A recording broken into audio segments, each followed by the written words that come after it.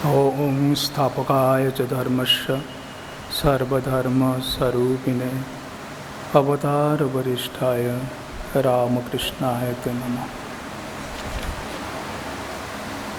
ठाकुर माँ स्वामी जी चरणे साष्टांग प्रणाम। उपस्थित पूजनीय महाराजगण के आमार साष्टांग प्रणाम एवं श्री रामकृष्ण शारदा विवेकानंद এই পরিবারের যারা সদস্য উপস্থিত রয়েছেন সেই পরিবারের সকল সদস্য গুরুজনদের আমার শ্রদ্ধা ভক্তি নমস্কার প্রণাম যথাযথ জানাচ্ছি। আমাদের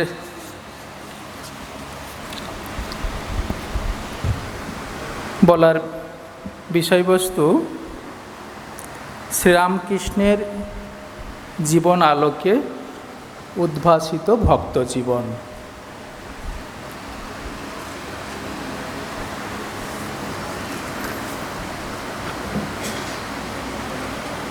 অত্যন্ত সুন্দর এই বিষয়টি। আমরা সকলেই এখানে ঠাকুরের এবং মা স্বামীজির এই বেদিতলে উপস্থিত হয়েছি এবং আমরা সকলেই একটা জীবনের লক্ষ্য নিয়ে এসেছি যে আমাদের জীবনকে এই যে ত্রিমূর্তি এদের চরণে আমরা অর্পণ করব। শ্রীরামকৃষ্ণ সারদা বিবেকানন্দ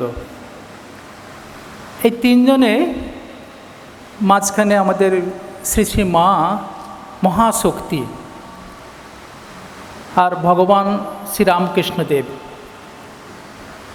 তিনি শিব আর স্বামীজি তিনি হচ্ছেন আমাদের সকলে ফ্রেন্ড ফিলোজফার গাইড।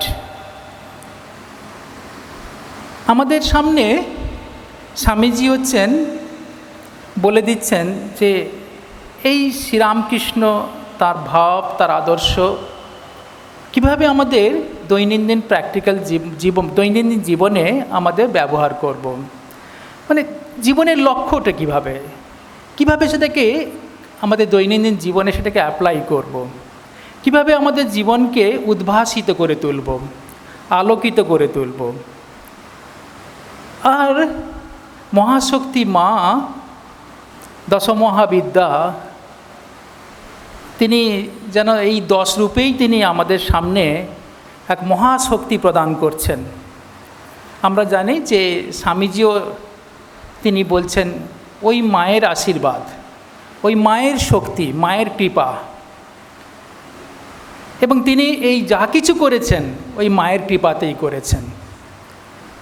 অথচ তিনি বলছেন যে I M A voice without a form, আমার মধ্যে যে যা কিছু আমি বলছি সেটা হচ্ছে কি ওই পেছনে আমার শ্রীরাম ঠাকুর রয়েছে, শ্রীরামকৃষ্ণ। কিন্তু শক্তি ছাড়া উপায় নেই, মহাশক্তি। তো এটা একটা আমরা যে এই যে শ্রীরামকৃষ্ণ জীবন আর শ্রীরামকৃষ্ণ যে ভাব এর মধ্যে কিন্তু এই তিনের সমন্বয়।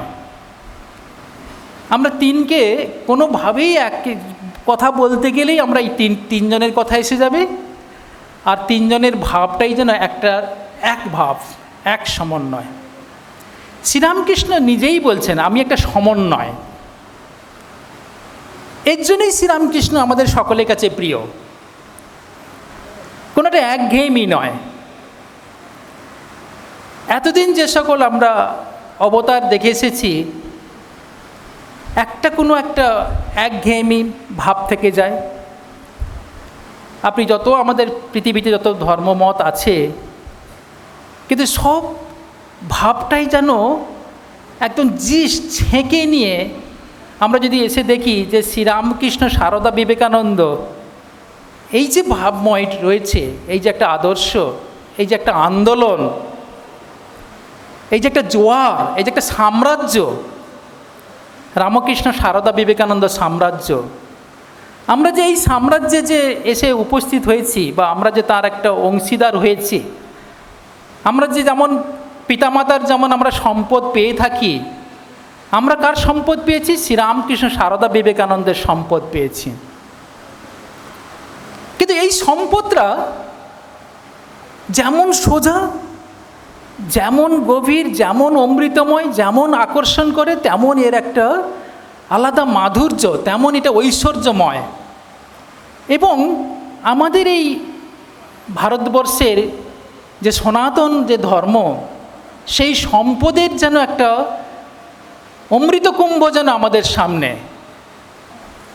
শুধু যে যেমনভাবে এই অমৃত আস্বাদন করবেন। স্বামীজি নিজেই বলছেন, প্রেমধন বিলায় গোড়ারায়। এই গোড়ারায় জ্ঞান বলো, ভক্তি বলো, অমৃত বলো, সবসময় বিলিয়ে যাচ্ছেন। যে যেমন করে সেই অমৃত ভাণ্ড থেকে সেই অমৃত সিঞ্চন আমরা যদি লাভ করতে পারি, এই অমৃত লাভ করলে আমরা অমর হয়ে যাব, আমাদের জীবন আলোকিত হয়ে উঠবে। এবং শ্রীরামকৃষ্ণের কাছে যেদিন থেকে শ্রীরামকৃষ্ণের ভাবধারার সঙ্গে যারা তার সঙ্গে এসেছেন, আপনারা যদি শ্রীরামকৃষ্ণের দুটি হচ্ছে তার অসাধারণ তার দুটি সম্পদ আমাদের দিয়ে গেছেন, শ্রী শ্রী রামকৃষ্ণ কথামৃত আর শ্রীরামকৃষ্ণ লীলা প্রসঙ্গ। একটা তার জীবন লীলা আর একটা তার বাণী, তার উপদেশ, তার আদর্শ। একটা সহজ করে মাস্টারমশাই আমাদের কাছে বলছেন, আর একটা হচ্ছে তার অসাধারণ তার যে জীবন লীলা, সেটা হচ্ছে পূজনীয় স্বামী সারদানন্দজি মহারাজ আমাদের কাছে লীলা প্রসঙ্গ দিয়ে গেছেন। ঠিক যেমন ভগবান শ্রীকৃষ্ণের আমরা শ্রীমদ্ ভাগবত পেয়ে থাকি তার লীলা, তার জীবন, আর তার ভগবত গীতা যেমন পেয়ে থাকি তার বাণী, তার আদর্শ, ঠিক শ্রীরামকৃষ্ণ ঠিক সেই রকম আমাদের কাছে দিয়ে গেছেন। তো শ্রীরামকৃষ্ণ নিজেই যেই রাম, যে কৃষ্ণ, সেই এই যুগে শ্রীরামকৃষ্ণ। তাই আমরা যে শ্রীরামকৃষ্ণ এই ভাবধারায় আসতে পেরেছি, শ্রীরামকৃষ্ণ আমাদের প্রথম তার কথামৃতের শুরুতে আমাদের সকলকে উদ্দেশ্য করে বলছেন যে দেখো, তোমরা তোমাদের জীবনের লক্ষ্য কি এবং সেই লক্ষ্য তোমরা কি করে লাভ করবেন। মাস্টারমশাই ভেবেছিলেন যে তিনি বোধহয় এই সংসার থেকে, কর্ম থেকে দূরে সরে যাওয়াটাই মধ্যে আমাদের জীবনে ঈশ্বর লাভ বা জ্ঞান লাভ করা। কিন্তু শ্রীরামকৃষ্ণ সহজ করে বুঝিয়ে দিলেন, না, যখন জানবে ঈশ্বরের নাম গুণগান করলে তোমার চোখ থেকে অশ্রু যাচ্ছে, অর্থাৎ তোমার ভক্তিতে আপ্লুত হয়ে যাচ্ছে, তোমার রোমাঞ্চ হচ্ছে, ঈশ্বরের নামে মহিমায় তুমি তন্ময় হয়ে যাচ্ছ, তখন জানবে তোমার এই সংসারে কর্ম ত্যাগ করার সময় হয়েছে। তা না হলে আমাদের টিল ডেথ কর্ম করতে হবে। এবং স্বামীজি সেটাই বলছেন, ওয়ার্ক ওয়ার্ক ওয়ার্ক। এই কর্মের স্বামীজি যা কিছু তার কথা বলছেন যে কর্মের ভেতর দিয়ে তোমাকে কর্মবন্ধন মুক্ত করতে হবে। কর্মের দ্বারা তোমাকে কর্মের বন্ধন যা আছে সেই ওটাই কাঁটা, ওই কাঁটা দিয়ে কাঁটা সরাতে হবে। এছাড়া কোনো সহজ উপায় নেই। ঠাকুর আরও বলেছেন ভক্তিযোগ তো আছেন, জ্ঞানযোগ আছে, এটা তো ঠিক কথা।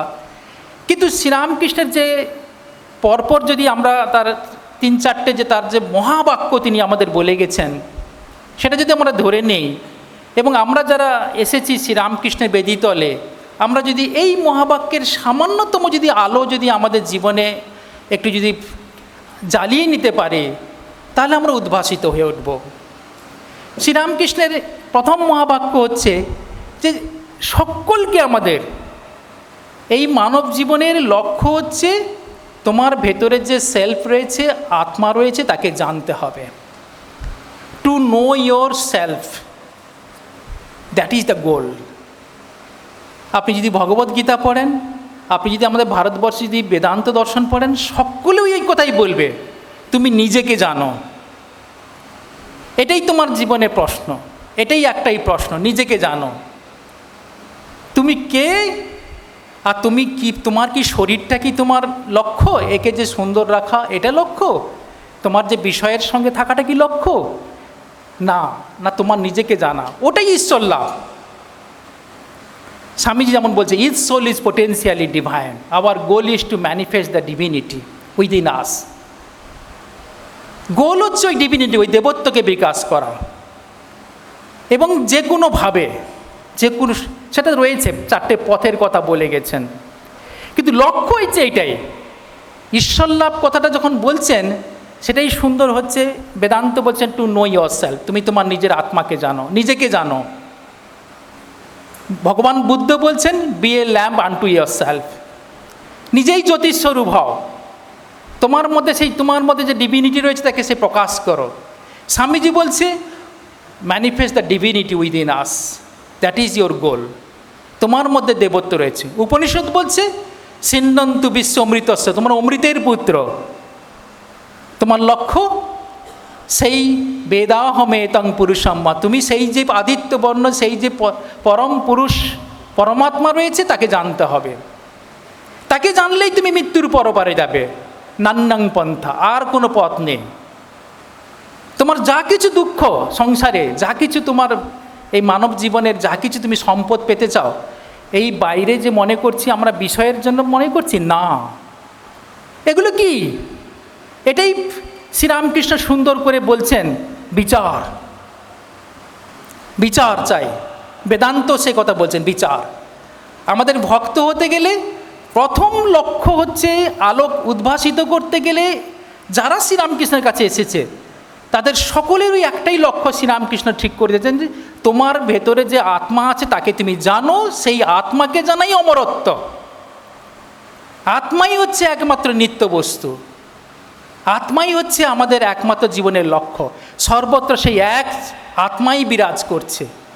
তুমি বহু দেখছো, তুমি অনন্ত দেখছো, তুমি বিষয়ের জন্য যাচ্ছ। ভগবদ্গীতায় সেই ভগবান বলছেন যে দেখো হে অর্জুন, মাত্রা স্পর্শস্তু কৌন্তেয় শীত উষ্ণ সুখ দুঃখদা, এই যে তোমার যা কিছু সংসারে সুখ দুঃখ ভালো মন্দ যা কিছু মনে হচ্ছে সব হচ্ছে তোমার এই ইন্দ্রিয়ের সঙ্গে বিষয়ের সংযোগ হলেই হচ্ছে। এগুলো কি না, এগুলো হচ্ছে আগম আর অপায়ন, এগুলো সব উৎপত্তি হচ্ছে, এগুলো বিনাশ হয়ে যাবে। এই আছে এই নেই, এই সুখ আছে এই সুখ নেই, এই দুঃখ আছে এই দুঃখ নেই। কিন্তু এই দুঃখ যখন ঘটে তখন কিন্তু আমাদের সঙ্গে একদম ভেলকোর মতো চিপকে যায়। সারা জীবনে কে আমাকে একটা কথা বলেছে, খারাপ কথা বলেছে, আঘাত দিয়েছে, ওটা একদম চিরদিনের মতো মনে রেখে দিয়েছি। কিন্তু কতজন যে আমাকে সুখ দিয়েছে সে ভুলে যাই আমরা। যে মুহূর্তে আমি পেয়ে গেলাম, স্বার্থসিদ্ধি হয়ে গেল, সেই আনন্দ ভুলে গেলাম।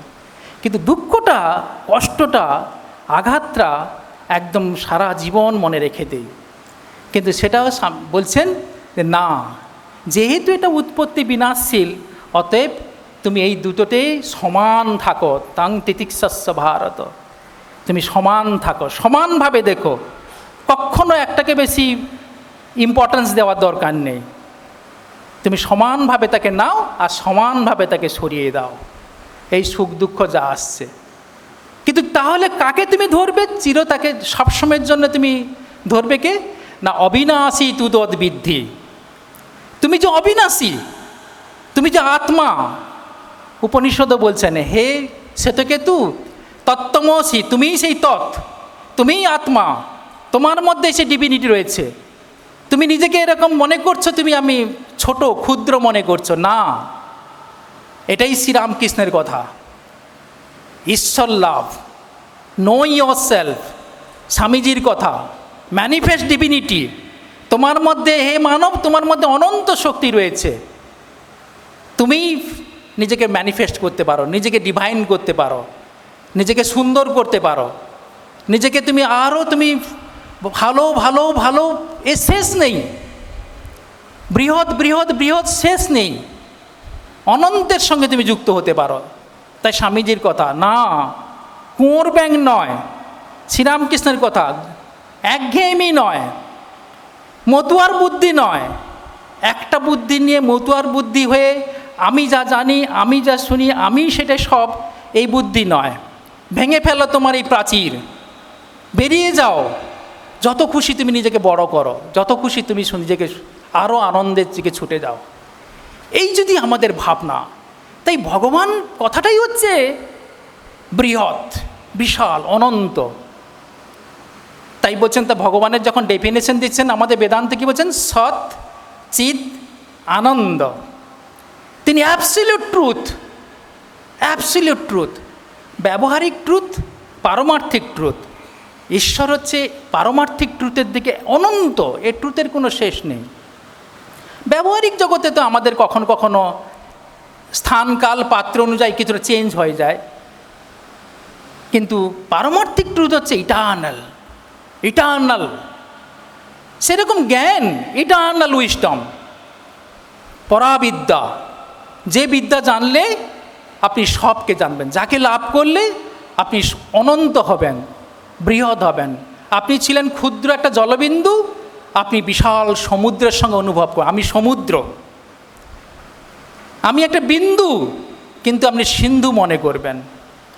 আমি আনন্দ, ছোট্ট আনন্দ নিয়ে রয়েছি, আমি বৃহৎ আনন্দের সঙ্গে এক হচ্ছি। ব্লিস, আনন্দ, পিস, শান্তি, ইনফিনিট আমার মধ্যে শান্তি আসুক, সহ্য শক্তি আসুক, সন্তোষ আসুক। কিন্তু সেটা হচ্ছে এই যদি আমরা এই তত্ত্বকে আমরা যদি, আদর্শকে যদি আমরা নিজের জীবনে যদি সামান্যতম যদি আমরা একটু ছড়িয়ে নিতে পারি, এটাই উদ্ভাসিত হয়ে উঠবো আমরা। এবং শ্রীরামকৃষ্ণদেব আমাদেরকে এই জিনিসটাই দিতে এসেছেন। মানব জীবনের উদ্দেশ্য, তুমি সেই শিব, শিব, তুমি শিব, তুমি নিজেকে শিব ভাবো, যে আমার মধ্যে সেই শিব আছে, আমি শিব, আমি সেই পরমাত্মার সঙ্গে এক, আমি সেই আত্মার সঙ্গে এক, আমি দেহ নয়। এ মাত্রা স্পর্শাস্তু, এ হচ্ছে আগম অনিত্য, এগুলো সব আগম আছে অপায়ন, এগুলো সব অনিত্য, এগুলো ধ্বংসশীল, ক্ষণিক এগুলো। কিন্তু আমি ক্ষণিক না, আমি এরকম কতবার এসেছি, কতবার আমি দেহ ধারণ করেছি। ভগবান গীতাতে বলছে না, নত্তে বাহং জাতু নেয়সং নত্তং নেমে জনাদ। এই যে অর্জুন, তুমি বা আমি বা এই যে যারা সকলে নৃপতিগণ আছে, পূর্বই এসেছিলাম, এখন আছি, আবার ভবিষ্যতেও আমরা আসব। কতবার যে এসেছি আমরা ঠিক নেই। কিন্তু তুমি যদি একবার যদি জানতে পারো তুমি আমার সঙ্গে এক, এই ভক্ত যে ভগবানকে নিয়ে থাকে, যে ভগবানকে জানতে পারে যে উনিই আমার পরম ধাম, উনিই আমার পরম ধাম, গতির ভর্তা প্রভুর সাক্ষী, তিনি আমার গতি, তিনি আমার প্রভু, তিনি আমার নিবাস, তিনি আমার শরণ, তিনি আমার সুহৃদ। এই হচ্ছে ভক্ত জীবন, এই উদ্ভাসিত জীবন। যে মুহূর্তে আমি জেনে যাব যে আমার একমাত্র গতি হচ্ছে ঈশ্বর, এই সংসারে যা কিছু আছে তাই আমি তার সঙ্গে নই, এ বহুর সঙ্গে নই, আমি একের সঙ্গে। বহু আমার কাছে চতুর্দিকে বহু, আমি বিচিত্র দেখছি, বৈচিত্র্য দেখছি, সৌন্দর্য দেখছি। এই বৈচিত্র্যের সঙ্গে আমি যুক্ত নয়, আমি একের সঙ্গে যুক্ত, ওয়ানের সঙ্গে যুক্ত, নিত্যর সঙ্গে যুক্ত, সত্যের সঙ্গে যুক্ত, পরাজ্ঞানের সঙ্গে যুক্ত, আনন্দের সঙ্গে যুক্ত। তিনি আমার গতি, তিনি আমার প্রভু, তিনি আমার সাক্ষী, তিনি আমার শরণ, তিনি আমার সুহৃদ। আমার যদি কেউ সুহৃদ থাকে, এই ভগবান তিনি আমার সুহৃদ। এই হচ্ছে আমাদের ঠিক ঠিক ভক্ত জীবনের লক্ষ্য, ভক্ত জীবনের উদ্দেশ্য। ভগবান শ্রীরামকৃষ্ণ দ্বিতীয় স্টেপে কী বলছেন? বলছে তোমার সামনে 4টে পথ রয়েছে। বিশেষ করে আমাদের শাস্ত্র ব্যাখ্যা করছেন যে এই 4টে ভাবকে তুমি সমন্বয়, শ্রীরামকৃষ্ণ সেজন্যই আমাদের কাছে খুব ইন্টারেস্টিং, খুব সহজ, যে তুমি 4টে পথকে তুমি সমন্বয় করে দাও। স্বামীজিও বলছেন, তিনি আমাদের কাছে একটা লোগো তৈরি করে দিলেন যে এই যে রামকৃষ্ণ সঙ্গ হচ্ছে রামকৃষ্ণ মিশন। স্বামীজি সবসময় হচ্ছে কম্বিনেশান, মঠ অ্যান্ড মিশন। আপনি সংসারে রয়েছেন, আত্মনমোক্ষার্থং জগদ্ধিতায়চ, আপনি একটু ব্যবসা করবেন, একটু সকাম কাজ করবেন, আর একটু তার থেকে একটু নিষ্কাম কাজ করবেন, দুইয়ের সমন্বয়। আপনি বি হবেন আর একটু গুড একটু সমাজে করবেন, বি অ্যান্ড গুড। স্বামীজি বলছেন বিং অ্যান্ড বিকামিং, আত্মনমোক্ষার্থং জগদ্ধিতায়চ। আপনি সবসময় একটা কম্বিনেশান। তাই স্বামীজি বলছেন 4টে যোগেরও তুমি কম্বিনেশান করো। আর কি সুন্দর সহজভাবে শ্রীরামকৃষ্ণ আমাদের এই কথামৃতে তিনি এই বলেছেন। দেখুন এই 4টে যোগের ঠাকুর বলছেন, একটা হচ্ছে যে আমি ভক্তি, আমি ভগবানের হচ্ছে একদম নাম আর তার গুণ, তার নামের সঙ্গে আর তার লীলার সঙ্গে আমি একদম সর্বদা ডুবে যাব। আমরা সংসারে কত কথা বলি, কত নাম করি, কত চিন্তা করি, কিন্তু তার মধ্যে একটাকে ঠিক করতে হবে, একটা নামের প্রতি যেন আমার ভালোবাসা হয়, একটা নামের প্রতি যেন আমার একটা বলছেন অব্যভিচারিণী ভক্তি হয়, ব্যভিচার থাকবে না। ওই নামটাকে আমি ভালোবাসি, ওই শ্রীরামকৃষ্ণ নামটাকে আমি ভালোবাসি। শ্রীরামকৃষ্ণ নামে আমি যে তিনি যেন আমার ইহকাল পরকাল সর্বদা আগে পিছে সাইডে চতুর্দিকে তিনি আমার ওই নাম আর ওই রূপ নিয়ে রয়েছেন। সাধে কি আমি রামকৃষ্ণে পুজি, তাই তো একটা সুন্দর গান আছেন, তিনি আমার সখা, তিনি আমার সব কিছু আগে রয়েছেন, পিছে পিছে কখনো পড়ে যাব তিনি যেন হাত ধরার জন্য ছুটে আসছেন।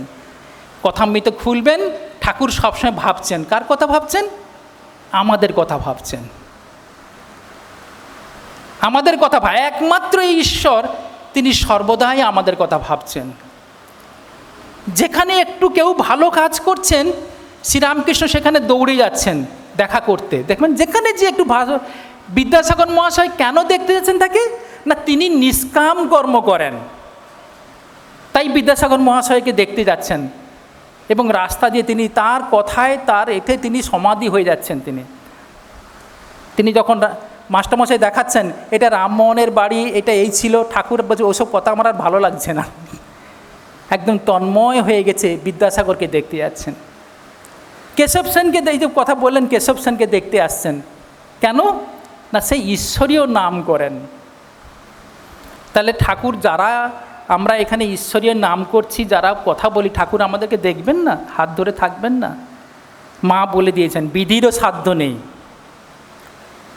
তোমাদের কখনো অধোগতি। যে এই ঠাকুরের কাছে এসেছে, যে ঠাকুরকে ধরেছে, তার বিধিরও সাধ্য নেই। শ্রীরামকৃষ্ণদেব এই স্বামীজি আপনারা জানেন যে তিনি একবার ঠাকুরের কাছে তো তিনি তার সমস্ত শিষ্যত্ব গ্রহণ করেছেন, কিন্তু তার মনে হয়েছিল যে তিনি হঠযোগটা শ্রীরামকৃষ্ণ শেখায়নি, একটা যেন অভাব রেখে দিয়েছেন, যে না শ্রীরামকৃষ্ণ আমাকে এই হঠযোগটা শেখায়নি। এই যে বাতাস খেয়ে, গাছের পাতা দুটো খেয়ে, লঙ্কা খেয়ে দিনের পর দিন কাটিয়ে দেওয়া যাবে, কোনো একটা জায়গায় ধ্যান করবো, এটা তো শ্রীরামকৃষ্ণ শেখায়নি আমাকে। তিনি কার কাছে গেছিলেন? পাওহারি বাবার কাছে গেছিলেন, যে একের এই হচ্ছে একজন পেয়েছি, ইনার কাছে এটা শিখলে আমি এই গুহার মধ্যে দিনের পর দিন না খেয়ে কাটিয়ে দেব। ঠাকুর যেই ভাবছেন ওনার কাছে যাবেন, ঠাকুর ওই বিছনার কাছে রাত্রে এসে কাঁদছেন, ঠাকুর জানেন কাঁদছেন, চোখ থেকে তার জল পড়ছে। ওই নরেন্দ্রনাথ তার প্রিয় নরেন, সে পাহাড়ি বাবার কাছে ওই হঠযোগ শিখতে যাচ্ছে। ঠাকুর বলছেন দেখ তোকে আমি সর্বস্ব দিয়ে আমি সব ফকির হয়েছি, তোর মধ্যে স্বয়ং এই যে মা কালী আমার মধ্যে বিরাজ করছে, সেই মা কালীকে তোর মধ্যে দিয়ে দিয়েছি, তোর মধ্যে সেই মা কালী বিরাজ করছে, জগন্মাতা বিরাজ করছে, আর তুই ওই সামান্য একটা হঠযোগ শিখতে যাচ্ছিস। এই তো সামান্য জিনিস, তুই একটা বটবৃক্ষ। ভাবুন, কাঁদছেন ঠাকুর ছলো ছলো আঁখিতে। আপনি জানেন স্বামীজি তার কবিতায় লিখছেন, আর স্বামীজি বলছেন আর কোনো মেয়ার কাছে যাচ্ছি না, তাই তো রামকৃষ্ণের জুড়ি নেই এই সংসারে। ওই যে দক্ষিণেশ্বরের ওই যে বলছে যে মূর্খ ব্রাহ্মণ আর তথাকথিত কোনো লেখাপড়া জানে না, কিন্তু পৃথিবীতে এই রামকৃষ্ণের কোনো আর জুড়ি নেই। পৃথিবীর এই একমাত্র সূর্য উঠছে কোথায়? এই ভারত মহাসাগরের, এই ভারতবর্ষে এক নতুন করে সূর্য উঠছে। স্বামীজি দেখছেন যে সূর্যের আলো সারা বিশ্বকে আলোকিত করছেন। আপনারা আজকে দেখছেন 125 বছর, কিন্তু যদি সত্যি কোনো শান্তির বাণী, যদি কোনো সমন্বয়ের বাণী, কোনো প্রকৃত ধর্মের বাণী, কোনো মানুষকে মনুষ্যত্ব শেখানোর বাণী, চরিত্র গঠনের বাণী যদি কখনো কারুর শেখাতে হয়, তাহলে আপনি ভেবে নিন যে এই রামকৃষ্ণ আজকে সারা বিশ্ব জানে। ওই বিবেকানন্দ হচ্ছে আইকন, ইউথদের কাছে। আর তার পেছনে কে? ওই দুই মহাশক্তি, রামকৃষ্ণ সারদা, দুই মহাশক্তি। তারাই যেন ভয়েস উইদাউট এ ফর্ম হয়ে বিবেকানন্দের ভেতরে প্রকাশ হচ্ছে। এই শ্রীরামকৃষ্ণ, তাই তিনি দক্ষিণেশ্বরের সামান্য ওই পুরোহিত হলেও, কিন্তু আমরা হয়তো মনে করছি যে এই দক্ষিণেশ্বর থেকে পুজো করেছেন, কয়েকজন এসেছেন, কয়েকজনের জীবন পাল্টে দিয়েছেন, ব্যাস শেষ। তা নয়। এই যে আধুনিক, এই যে বিজ্ঞানের যুগ, এই যুগের হচ্ছে সূর্য হচ্ছে, এই বেদান্ত সমন্বয়ের সূর্য হচ্ছে শ্রীরামকৃষ্ণ। কি পার্সোনালিটি! ভাবতে পারেন, তার কাছে যারা আসছে তারা সকলেই শিক্ষিত পরিবার আসছেন, কিন্তু শ্রীরামকৃষ্ণের কাছে সব মাথা নত করে ফেলছেন। এই দক্ষিণেশ্বর এই ব্রাহ্মণটির কাছে এই কেশব সেনকে শ্রীরামকৃষ্ণ কি বলছে বলুন তো? কেশব, তোমার লেজ খসেছে। সকলে হো হো করে হেসে উঠল। কিন্তু কেশব সেন বলছেন, না না না না না, উনি যখন এই কথাটা আমাকে বলেছে, নিশ্চয়ই এর কিছু একটা মানে আছে। ভাবুন সকলে কি ভাবছে, যে কেশব তোমার লেজ খসেছে, ভাবছে একটা হেয়ালি করে কোনো একটা কথা বলছেন। কিন্তু কেশব সেন বুঝলেন যে এই মানুষটি অসাধারণ এক কথা বলছে। কেশব সেন, যাকে বলা হয় the Christ from the East, সে যখন বক্তৃতা দেয়, পাশ্চাত্য তার কাছে সমস্ত ইংরেজবাসী তার মাথা নত করে শোনে। আর শ্রীরামকৃষ্ণ তাকে বলছে, কেশব তোমার লেজ খসেছে। এই কেশব সেনকেও শ্রীরামকৃষ্ণ, কেশব তুমি দক্ষিণেশ্বরে এসেছো, তোমার কথা শোনার জন্য লোক ভিড় হয়েছে। কেশব বলছে, মহাশয় এত বোকা নয় আমি যে আমি কামারের কাছে এসে ছুঁচ বিক্রি করব। মহাশয় এইটি আমি এত বোকা নয়। তো কেশব সেনকে বলছে, কেশব, ব্যাঙাচি যখন তার লেজ থাকে সে শুধু জলে থাকে, কিন্তু যখন লেজটা খসে যায় সে জলেও থাকে, সে ডাঙায়ও থাকতে পারে। কেশব, তোমার সেই রকম জ্ঞান হয়েছে, তুমি সংসারেও থাকতে পারো, আবার তুমি এরকম ত্যাগের আসনে, সাধকের আসনে, ঋষির আসনে থাকতে পারো। তুমি যেমন ত্যাগী তেমন তুমি সংসারী। ভাবুন তো কি অপূর্ব একটা তত্ত্ব দিয়ে বলে দিলেন, কি পার্সোনালিটি! কেশব সেন অবাক হয়ে গেলেন, এইরকম ব্যাখ্যা তো কখনো শুনিনি। এরকম একটা বহুরূপীর গল্প বলে শ্রীরামকৃষ্ণ কেশবকে ঈশ্বর তত্ত্ব বুঝিয়ে দিচ্ছেন, সমন্বয় তত্ত্ব বুঝিয়ে দিচ্ছেন। যে দেখো, তোমরা যত যাই বলো, যে ঈশ্বরের সঙ্গে দিনরাত চিন্তা করছে, যে ঈশ্বরের সঙ্গে আছে, সেই জানে ঈশ্বর কি। ঈশ্বর যেমন সাকার, যেমন নিরাকার, তেমন সাকার নিরাকারের পার। এই যে তত্ত্ব, এ কোনো কালে কোনো অবতার এত সহজ করে কেউ বোঝাতে পারেনি। তাই তো স্বামীজি বলছেন, আর কোনো মেয়ার কাছে যাচ্ছে, রামকৃষ্ণের জুড়ো নেই। এই সূর্য, এই সমন্বয়, এই যে যোগ, এই যে ভক্তির কথা, তিনি 4টে যোগের সমন্বয় বলছেন। এই শ্রীরাম, যত মত তত পথ, শ্রীরামকৃষ্ণের একটা দারুণ একটা বেদ বাক্য। ভাবুন তো, অনেক লোকেও অনেক রকম ব্যাখ্যা করে, কিন্তু আলটিমেট ব্যাখ্যা কি?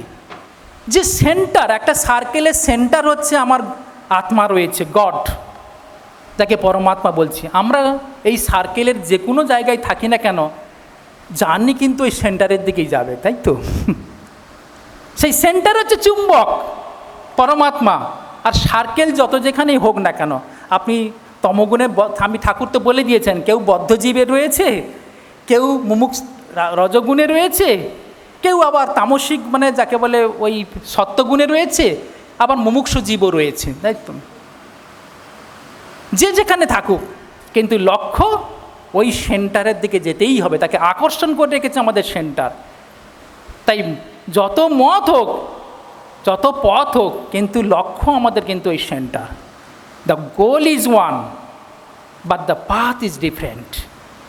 ঠাকুর কি সুন্দর করে বললেন যে দেখো, মা জানেন যে কোন সন্তানের কীরকম তার হচ্ছে খাওয়ার, তার পেটে সহ্য হয়। কারুর পেটে টক, কারুর পেটে ঝাল, কারুর পেটে ভাজা, মা তেমন করেই রান্না করে দেয়। এই যে ভারতবর্ষের যে বৈচিত্র্যের মধ্যে যে ঐক্য, এটাই শ্রীরামকৃষ্ণ ইউনিভার্সাল একটা আইডিয়াস। আবার সেটা তার মধ্যে এত সুন্দর করে তিনি আমাদের কাছে তুলে ধরছেন যে বৈচিত্র্যের মধ্যে ওয়াননেস। দেখো, এক, লক্ষ্য এক, পথ অনেক। আবার শ্রীরামকৃষ্ণ হচ্ছেন বলে দিচ্ছেন যে তিনি অদ্বৈত, অথচ তিনি সব মতকে তিনি তার মধ্যে জ্ঞান ভক্তির মধ্যে আপনি সব দেবতী হাঁচি টিকটিকি যা ছিল আউল কর্তাবাজ সব কিছু শ্রীরামকৃষ্ণ দেখুন সকলে এসেছেন এবং কত সহজ, যে যেমন তাকে তেমন বলছেন। আপনি নটি বিনোদিনীকে একটাই উপদেশ দিচ্ছেন, বলো হরি গুরু গরি গুরু হরি, ব্যাস সেই চিন্তা করেই নটি বিনোদিনী তার জ্ঞান লাভ হয়ে যাচ্ছে। আবার হয়তো এই কালী মহারাজের জন্মদিন, তাকে হয়তো তিনি অদ্বৈত বেদান্ত শিক্ষা দিচ্ছেন। সেই একদিন স্বামীজিকে এই ধ্যান করতে গিয়ে কাশীপুরে স্পর্শ করতে স্বামীজি বলছেন, দেখ আমার গায়ে একটা তরঙ্গ যাচ্ছে কিনা দেখ। ঠাকুরের কাছে যখন ফিরে এলেন, ঠাকুর কি বকলেন, সে কি রে, ও যেভাবে গড়ে উঠছে তুই তার যেন সেই একটা বলে মায়েদের যেমন বলে গর্ভ নষ্ট, সেন তুমি তার সেই ভাবটাকে তুমি নষ্ট করে দিলে। ভাবুন, ও তার ভাবে গড়ে উঠছে, তুমি তার ভাবটা কেন? স্বামীজিকে বকলেন। এই রাজা মহারাজ একদিন দক্ষিণেশ্বরে তিনি জানতেন মা কালীকে তিনি ভালোবাসে মন্দির, কিন্তু তিনি যেহেতু ব্রাহ্ম সমাজে লিখে দিয়েছেন আমি মূর্তি পূজা আর এই মন্দির পছন্দ করি না, যাব না, স্বামীজি বলছেন একদিন বকছেন, তুমি লিখে দিয়েছো, তুমি অবমাননা করছো এই মন্দিরে ঢুকে। তিনি ভয়ে ভয়ে এসে ঠাকুরের কাছে আসলেন। ঠাকুর তখন নরেনকে ডাকলেন, দেখ তুমি লিখে দিয়ে এসছো, তুমি যাচ্ছ না সেটা তোমার ব্যাপার, ওর ভেতরে হচ্ছে ভক্তিভাব আছে, ও মন্দিরে যাবে, কালী ঠাকুরের সেদিন কালী ঠাকুরের পুজো দেখবে, পুজো পাঠা খাবে, সে সব করবে, তুমি তার ভাবকে নষ্ট করছো কেন? তোমার কোনো অধিকার নেই তার ভাবকে নষ্ট করা। ভাবুন কি সুন্দর করে সমাধান, যে যার যা ভাব, কিন্তু লক্ষ্য যেন আমাদের ঠিক থাকে, গোল ইজ ওয়ান, ওই সেন্টারের দিকে আমরা যাব, ওই ঈশ্বর লাভের দিকে যাব। এই যে অদ্বৈত ঠাকুর মাও বলে দিয়েছেন, তোমাদের ঠাকুর অদ্বৈতবাদ, তোমাদের ঠাকুর ছিলেন অদ্বৈতবাদী আর তোমরাও সব অদ্বৈতবাদী। ঠাকুরও বলেছেন যে অদ্বৈত ভাব আঁচলে বেঁধে যা ইচ্ছা করে, এক ভাবটা রাখতে হবে, আমি আপনার সঙ্গে এক। যদি এক ভাব না আসে, অদ্বৈত ভাব না আসে, আপনি কোনো ভালো কাজ করতে পারবেন না কোনোদিন। ভাব, কারণ যতই যদি আপনি দ্বৈতভাবে করুন না কেন, যে আপনি শিবজ্ঞানে মানে সকলের মধ্যে সেই এক ভাব দেখছেন, শিব কৃষ্ণ ভাবনে আমি সকলের মধ্যে সেই এক কৃষ্ণকে দেখছি। আপনি ভাবুন আমাদের এই পাশেই গোপালের মায়ের বাগান বাড়ি ছিল, যেখানে সাধন করতেন, তিনি তো সেই দ্বৈতভাবেই সাধন করেছিলেন, কিন্তু আলটিমেটলি কী হলো, সর্বত্র তিনি সেই গোপালকে দেখছেন। তিনি ওই মাহেশের রথে গেছেন, দেখছেন কি না ওই রথও গোপাল, জগন্নাথও গোপাল, দড়িও গোপাল, যারা রথ টানছে তারাও গোপাল, তিনিও গোপাল, সব কিছু গোপাল। এবং সেই গোপাল ভাবে তিনি সেখানে নৃত্য, যে সবই গোপাল, গোপাল তুমি সবই হয়েছ। ভাবুন এই অদ্বৈত ভাবটা আমাদের আনলে আমাদের তখনই কর্ম করতেও সুবিধা হয়। যে আমাদের যেমন পূজনীয় রঙ্গনাথজি মহারাজ একটা ছবি দেখবেন, তিনি বলছেন, do you feel oneness with others? তুমি কি অপরের সঙ্গে এক অনুভব করতে পেরেছো? তাহলে জানবে তুমি স্পিরিচুয়ালি তুমি কিছুটা ডেভেলপ করেছো, কিছুটা তুমি শ্রীরামকৃষ্ণের ভাবকে তুমি নিজের জীবনে নিতে পেরেছো। Do you feel oneness with others? আমরা কি সত্যি ফিল করতে পারছি? সেটা কিন্তু পরিচয় ছিল এই কোভিড পিরিয়ডে। আমরা দেখছি ওরে বাবা ওনার কোভিড হয়েছে, ব্যাস অমনি দরজা জানলা বন্ধ করে দেওয়া, তাই তো। আমি অনেক ফ্যামিলি আছে, একটা ফ্যামিলি আমি জানি তাদের সব টাকা পয়সা সব ছিল, সব অফিস টফিস সব আছে, বাড়ির সকলে 3 জন ছিল, মা বাবা আর মেয়ে, 3 জনের কোভিড হয়েছে। সকলকে খবর দিচ্ছে, কেউ আসেনি ভয়ে, জানেন তো। এবং ভোরে ওনার মিসেস ওই ওনার বুকের কাছে জব করতে করতে ভোরের বেলা তার দেহ গেল, জানেন সেই ভদ্রলোকের। তো সেই ভদ্রমহিলা বলছেন, মহারাজ এই আমাদের এত কিছু থেকেও, এত এই রামকৃষ্ণ পরিবারের সমস্ত কথা, লেকচার, সমস্ত ভালোবাসা কত শুনেছি আমরা, কত ভক্তের কথা, কিন্তু কোনো আমি যাকে খবর দিয়েছি কেউ এই রাতে আসেনি, কেউ ছুটে আসেনি, জানেন তো। তখন কতটা খারাপ লাগে যে আমরা মনে করছি আমরা খুব ঠাকুরের কাছে ভক্ত হয়েছি, শ্রীরামকৃষ্ণ সারদা বিবেকানন্দের পরিবারে এসেছি, কিন্তু কারুর একটা বিপদের সময় আমি ছুটে যাচ্ছি না, দৌড়ে যাব। রাত হয়েছে, কাল সকালে যাব। কেন রাতে কেউ ট্রাভেল করে না? রাতের বেলাও কি যাওয়া যায় না? কত সুবিধা আমাদের আছে এখন। যে রাত, আমি এখানে কলকাতাতে জানি একটা ভদ্রমহিলা, সে রাত 2টোর সময় আমাকে ফোন করছে যে মহারাজ আমার স্বামী কথা বলছে না, ঘুমিয়েছিলেন। আমি 2টোর সময় গিয়ে দেখি তো কোলে মাথা নিয়ে বসে আছেন। আমি সত্যি তো, কখন দেহ গেছে সেও জানেনি, ভাবছে তিনি এরকম রাত 2টোর সময়। আমি বলেছি এই যে 2টোর সময় ডাকার সঙ্গে সঙ্গে আমি দৌড়ে গেছি, চলে গেছি। কিন্তু এটাও চাই সকল ভক্তদেরও এরকম হতে হবে যে আমি অপরের দুঃখে দুঃখী, অপরের সুখে সুখী। আমরা আমার ঠাকুর হচ্ছে, মা হচ্ছে, তিনি আমাদের পিতা, তিনি আমাদের মাতা, তিনি আমাদের বন্ধু সখা, যা কিছু স্বামীজি। কিন্তু ওই পরিবারের মধ্যে আমরা থেকে যদি অপরের সুখে দুঃখে যদি দুঃখী না হতে পারি, আর অপরের সুখেও সুখী হতে হবে। অপরে যদি কেউ একটা ভালো আছে, অমনি জেলাস নয়, ঈর্ষা নয়, তার সুখে কিন্তু অনেকে দুঃখে দুঃখী হয় কিন্তু সুখে সুখী হতে পারে না। কিন্তু আমরা যারা রামকৃষ্ণ এই পরিবারে এসেছি, তবেই আমরা সত্যি সত্যি এই ঠাকুরের যে শিবজ্ঞানে যে জীবসেবা এই কর্মটা তবেই একটু শুরু হতে পারে, যদি আমি অপরের দুঃখের সময় আমি দৌড়ে যেতে পারি, অপরের সুখে যেন আমি সুখী হতে পারি, তবে এই শিবজ্ঞানের জীবসেবা শুরু হতে পারে। তাই ঠাকুরের যে কথাই হচ্ছে যে ঈশ্বরের পথের সবচেয়ে বড় ইম্পর্ট্যান্ট জিনিস হচ্ছে যে তুমি কতটা নিষ্কাম হচ্ছ আর কতটা তুমি নিষ্কাম কর্ম করছো। আনসেলফিশ হতে হবে সামান্য হলেও। ভগবান গীতাতে বারবার কত কিছু বলছেন, কিন্তু সব কিছুর মধ্যে তিনি বলছেন যে হে অর্জুন, এই কর্মের কখনো প্রত্যব্যয় হয় না। নেহা অভিক্রমণা স্বস্তি প্রত্যব্যয় ন বিদ্যতে স্বল্পম অপ্যস্য ধর্মস্য ত্রায়তে মহতো ভয়াৎ।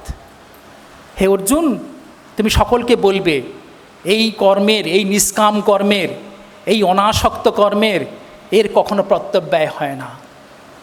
শ্রীরামকৃষ্ণের এই বাণী, তুমি নিষ্কাম হও আর কিছুটা পারলেও তুমি সংসারের জন্য নিষ্কাম কর্ম করো।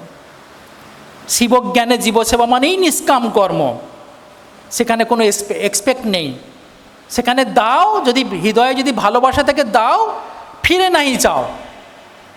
তুমি যাকে ভালোবাসো দিয়ে দাও, তার জন্য গেছো, দিয়ে দেখে এসছো। কারোর অসুবিধা বিপদে গেছো, এই নয় যে সে তোমার কাছে আসবে না। স্বামীজি কি বলছেন? Take the position of a giver. তুমি গিভার মানে তুমি দাতার আসনটা নাও। Don't take the position of a receiver. তুমি রিসিভার মানে যে পাওয়া, যে নেয়, তার পজিশনটা কখনো জীবনে যেন না নাও। আমরা কি নিতে চাই? ঠাকুর কি আমাদের নিতে বলেছেন?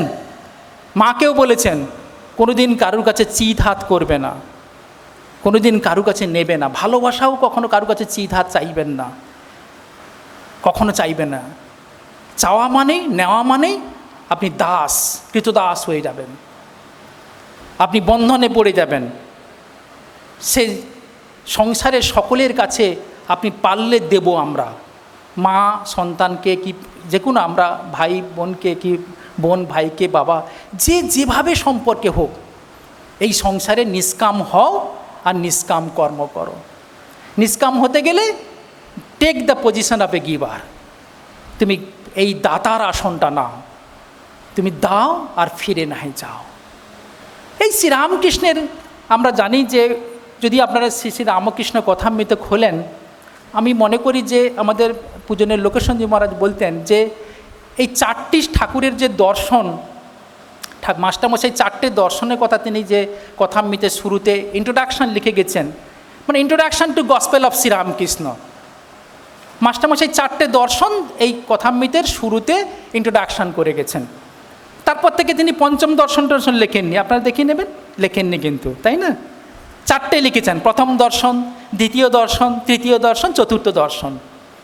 এই 4টে দর্শন হচ্ছে introduction to Gospel of Sri Ramakrishna.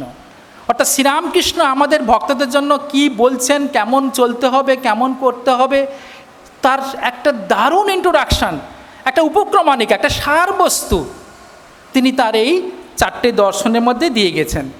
মাস্টারমশাই সেটাকে দিয়েছে। মাস্টারমশাই বলতেন যে তিনি যখন গসপেলটা শুরু করেন লিখতে, আগে তো ডায়েরি লিখেছেন, ঠাকুর তাকে দেখা দিয়ে বলছেন এই লিখ। যে দর্শনটা তিনি বলতেন সেই দর্শনটা, সেই ভাবটা তিনি তুলে লিখতেন।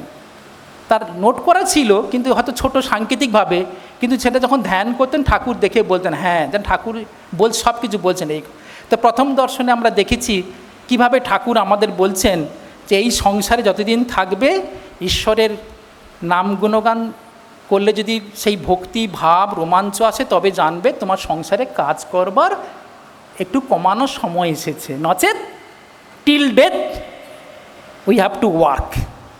যতক্ষণ বেঁচে থাকবো ততক্ষণ কর্ম। ঠাকুর ঈশ্বরের কাছে এটাই প্রার্থনা, ভগবান আমি যেন কাজ করতে করতে চলে যাই। আপনি চান অসুস্থ হয়ে শুয়ে থাকবেন, কেউ আপনার সেবা করবেন চান, ছেলে মেয়ে দেখবে চান না। আমরা রামকৃষ্ণ সারদা বিবেকানন্দের উপর নির্ভর করে আমরা জীবন নিয়েছি। আমরা এই ভরসায় থাকতে চাই যে আমরা একটা লাঠিরও সাহায্য নেব না। হে ভগবান তোমার সাহায্য নিয়েছি, তোমার উপর নির্ভর করে আছি, যেখানে থাকি আমরা যেন তোমাকে নির্ভর করে আমরা যে দেহটা দিতে পারি, তোমাকে আশ্রয় করে, তোমার কথা স্মরণ করে, তোমারতে যেন আমাদের গতি হয়। এই যে ঈশ উপনিষদ বলছে যখন দেহ যাবে কৃতস্মর তাকে স্মরণ করো। আমরা কাকে স্মরণ করব? হেড শ্রীরামকৃষ্ণ সারদা বিবেকানন্দ। এই তো হয় আমি যদি খুব না পারি মা শব্দটাও তো উচ্চারণ করব। মা তুমি এসেছো, তোমাকে দেখে এসেছি, তুমি আমাকে মানুষ করেছো, তুমি আমাকে এখানে কর্ম করেছো, বা তুমি তোমার কোলে তুলে নাও, তোমার কোলে আমি যেতে চাই। এই রামকৃষ্ণ বিবেকানন্দের জীবন আমরা উৎসর্গ করতে যাই থ্রু ওয়ার্ক। সেই কর্মে নিজের যেমন কতটুকু ডিভিনিটি পরিষ্কার হবে জানি না, কিন্তু যদি কোনো জগতের সামান্য অপরের একটু মঙ্গল হয়, তাই ওটা তো দেখতে পাচ্ছি যে অপরের কাছে গিয়ে আমি দাঁড়িয়েছি, অপরের সেবায় আমি একটু সামান্য সেবা করতে পেরেছি, কিন্তু আমি তো জানি না আমার ভেতরে কতটুকু ডিভিনিটি যাচ্ছে। আমি এইটুকু জানবো যে আমি নিঃস্বার্থ হতে পারছি কিনা, আমি অপরের দুঃখে দুঃখী হতে পারছি কিনা, তার একটু আমার চোখে জল আসছে কিনা অপরের দুঃখে, আর অপরের সুখে আমার হৃদয়টা খুব আনন্দিত হচ্ছে কিনা। দ্বিতীয় দর্শনে জানেন মাস্টারমশাই আমাদের বলেছেন যে আমার অহংকার নাশ হলো ঠাকুরের কথায়। তা ঠাকুরের কাছে যারা আমরা ভক্ত হব আমাদের যেন কখনো অহং বুদ্ধি না হয় যে আমি করছি, আমার এই সংসার, আমার এই সম্পদ, এই বুদ্ধি কর্তৃত্বাভিমান, আর আমি আমার ভাব, এক কর্তা ভাব আর আমার ভাব, এই দুটি ভাব যেন আমাদের না আসে। এই দুটি ভাবকে বাদ দিয়ে কর্ম করতে হবে। মাস্টারমশাই আমাদের শিখিয়ে দিয়েছেন আমার অহংকার, আর যেন খুব বেশি আমি জানি, মাস্টারমশাই বলছে আমি জানি, আমার স্ত্রী জানে না, সে অজ্ঞানী, ঈশ্বর কি করে নিরাকার হবে, কি করে সাকার হবে, এইসব যে ভাব না। আমরা যখন শ্রীরামকৃষ্ণের কাছে এসেছি, ঠাকুর যা বলছেন আমরা সবসময় মাপকাঠি হচ্ছে শ্রীরামকৃষ্ণ, বিবেকানন্দ, মা সারদা। মা কি বলেছেন, মা এই জায়গায় কি বলেছেন, ঠাকুর কি বলেছেন, স্বামীজি কি বলেছেন, ওই মাপকাঠির সঙ্গে, ওই আদর্শের সঙ্গে আমরা মিলিয়ে নিতে হবে। যখনই কোনো মনের মধ্যে কোনো কনফ্লিক্ট আসবে, তিনি কি বলেছেন, কি করতে বলেছেন। মার যদি বলে থাকে একটা যে বাবা দেখো যদি তুমি নিজে শান্তি চাও তাহলে দোষ দেখবে না, এ তো বলে গেছেন। কিন্তু আমরা আমাদের পরিবারে কার দেখব না, যখন যেমন তখন তেমন, যেটাতে আমি দেখব আমার মঙ্গল হচ্ছে, আমার সন্তানের মঙ্গল হচ্ছে, তা বলে তাদের দেখতে হবে। সেসব বিচার করে দেখে সুন্দর করে খুব ভালো করে পড়লে দেখবেন আপনার কাছে আপনার ভাবটা ক্লিয়ার হয়ে যাবে, কারোর কাছে জিজ্ঞাসাও করতে হবে না। শুধু মাকে ভাবলেই আপনি বুঝে যাবেন যে আপনি কি করছেন। আপনি কি ছেলে কি করছেন, মেয়ে কি করছেন, গান্ধারীর মতো চোখটা বন্ধ করে আছেন, না কুন্তির মতো চোখ খুলে তাদের ভালো করে সেবা দেখছেন। হে অর্জুন তুমি এই করো, হে ভীম এই করো, এই যুধিষ্ঠির তুমি এই করো। ভালো জননী হবে না চোখে কাপড় বেঁধে রাখবেন, ছেলে যা করছে মেয়ে যা করছেন জাহান্নামে যাক, যা খাক যা করছে, আমি কি করব, আমার কথা শোনে না। তা আপনি তো গান্ধারীর মতো চোখে কাপড় বেঁধে রেখেছেন। তাহলে কোনো দিন আপনার সন্তানের মায়ের সঙ্গে সন্তানের নাম জুড়বে না, কখনো বলবে না ভগবান গীতাতে আমরা পড়বো না, কৌন্তেয় প্রতিজানিহি নমে ভক্ত প্রণশ, হে কৌন্তেয়, কুন্তিপুত্র, মায়ের সঙ্গে যুক্ত করে বলবে, যদি ভালো জননী হতে পারেন তবে আপনার সন্তান আপনার বাবা মার সঙ্গে যুক্ত হয়ে থাকবে, নচেত জানবেন যে আপনি অন্ধ হয়ে আছেন। ছেলে মেয়েকে আপনি কি করছেন সেটা আপনি অন্ধ হয়ে আছেন। অনেক এই জিনিসগুলো ভাবতে হবে। তাই ঠাকুরের তৃতীয় দর্শনে গিয়ে দেখবেন কি সুন্দর গল্প, প্রথম গল্প দ্বিতীয় গল্প বারবার করে পড়বেন, বারবার করে ঠাকুর বলে যে কি করে ব্যবহার করবেন এই সংসারে। আপনারায়ণ, অনেক ভালো দুষ্টু মানুষ, সৎ মানুষ, কিভাবে তার সঙ্গে ব্যবহার করবেন, কি করে ফোঁস করবেন, কি করে নিজেকে রক্ষা করবেন, একদম অসাধারণ তিনি এই আমাদের ইন্ট্রোডাকশান দিয়ে গেছেন এই আমাদের ভক্ত জীবনকে সুন্দর করতে গেলে। আর চতুর্থ অধ্যায়ে, চতুর্থ দর্শনে শরণাগতির কথা বলে গেছেন।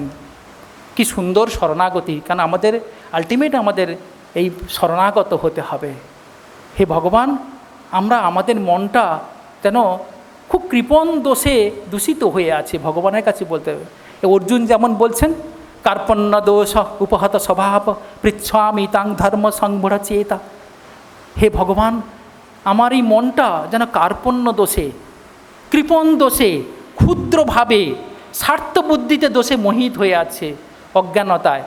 আমি বুঝতে পারছি না কোনটা শ্রেয়, কোনটা প্রেয়, কোনটা ধর্ম, কোনটা অধর্ম, কীভাবে আমার মনকে সংযম করব, কি করে তোমার পায়ে দেব আমি ঠিক।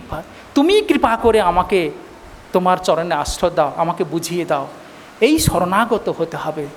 তখন ভগবান আপনার কাছে হাসি মুখে, ওই যে ছবিটা দেখছেন ঠাকুরের অপূর্ব, এই যে স্বামীজির ছবি, এই যে মায়ের ছবি, এই যেন ফটো আপনার হৃদয়ে প্রকাশিত হয়ে উঠবে। তিনিই বলে দেবেন, এটাই করো, এটা করো না, এভাবেই জীবনকে সুন্দর করো, এভাবে আলোকিত হোক আমাদের এই শ্রীরামকৃষ্ণ সারদা বিবেকানন্দ ভাবধারায় আমাদের জীবন। সকলকে ভালোবাসা, শুভেচ্ছা, মহারাজকে প্রণাম জানাচ্ছি আর আমাকে এখানে আসার সুযোগ দেওয়ার জন্য।